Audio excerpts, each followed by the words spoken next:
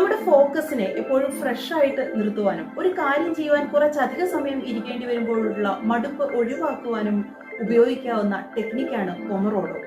ഒരു കാര്യം ചെയ്യാൻ തീരുമാനിച്ചു കഴിഞ്ഞാൽ 25 മിനിറ്റിന് ഒരു ടൈമർ സെറ്റ് ചെയ്യുക. 20-25 മിനിറ്റിന് ടൈമർ ഓഫ് ആകുമ്പോൾ ചെയ്യുന്ന ടാസ്ക് അവിടെ നിർത്തിയിട്ട് ഒരു 5 മിനിറ്റ് ബ്രേക്ക് എടുക്കുക.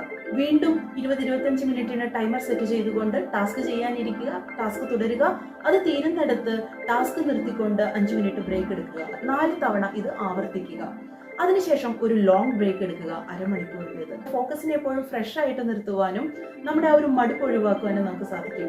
ഇപ്പോൾ പഠിക്കുന്ന കാര്യത്തിലാണെങ്കിൽ ഒരു ചോദ്യം പഠിച്ച ശേഷം 1 മിനിറ്റ് ബ്രേക്ക് എടുക്കുക. അതിനുശേഷം അടുത്ത ചോദ്യവും ഉത്തരവും പഠിക്കുക. വീണ്ടും 1 മിനിറ്റ് ബ്രേക്ക് എടുക്കുക.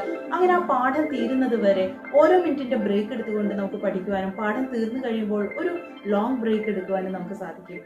ഇത് എപ്പോഴും ഫ്രഷ് ആയി ഫോക്കസ്ഡ് ആയിട്ട്